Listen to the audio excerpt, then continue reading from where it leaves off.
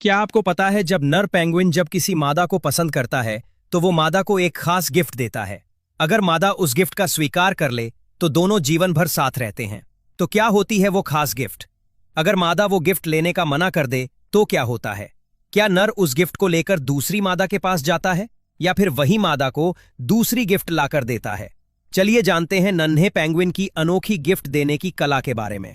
पहले जानते हैं पेंगुइन के बारे में कुछ हैरान कर देने वाले फैक्ट्स। पेंगुइन के नर और मादा साथ मिलकर बच्चे की जिम्मेदारी कुछ इस तरह लेते हैं जिसे जानने के बाद कोई भी दंग रह जाएगा। दरअसल प्रजनन के बाद मादा पेंगुइन 1 या 2 अंडे देती है और फिर समुद्र में खाना खाने चली जाती है। फिर नर तकरीबन 50 से 60 दिनों तक बिना खाए पिए अंडों की देखभाल करता है। वो अंडों से दूर तक नहीं जाता क्योंकि अगर अंडों को छोड़कर नर पेंगुइन दूर जाएगा तो वो अंडे भारी ठंड में जमकर मर जाएंगे। इसलिए नर पेंगुइन अंडों को अपने पंखों के नीचे की गर्म त्वचा वाली थैली से ढककर सुरक्षित रखता है। मतलब अगर नर पेंगुइन अंडे को गिरा दे या पैरों से हटाए तो बच्चा जिंदा नहीं रह पाएगा। जब बच्चा अंडों से बाहर आता है तो नर पेंगुइन उसे अपने गले में जमा की हुई प्रोटीन रिच सिक्रेशन यानी अपने पेट का खास द्रव्य उगलकर बच्चे को खिलाता है। अब आपको लगेगा कि मादा कितनी बेरहम है जो अपने बच्चे को छोड़कर 2 महीने तक समुद्र में खाने चली गई। तो जानिए अब मादा का रोल शुरू होता है। 2 महीने तक मादा खाना खाकर अपने शरीर को तंदुरुस्त बनाती है और शरीर में भोजन जमा करती है। फिर बच्चे के जन्म के बाद वो लौटती है और खाना खिलाने की जिम्मेदारी संभाल लेती है। इस समय नर कई हफ्तों तक भूखा रहने के बाद वापस समुद्र में जाकर खाना खाता है।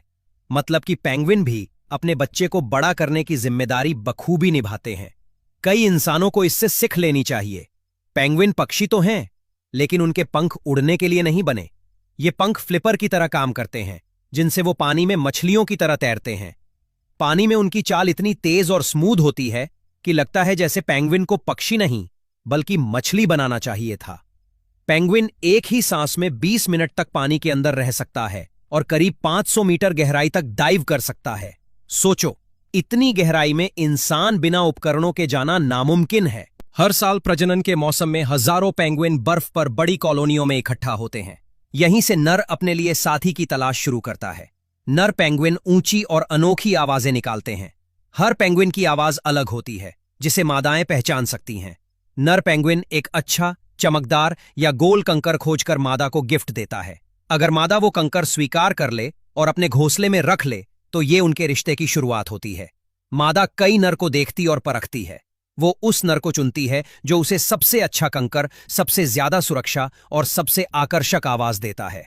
एक बार जोड़ी बनने के बाद अक्सर पेंगुइन जीवन भर के लिए एक ही साथी रहते हैं।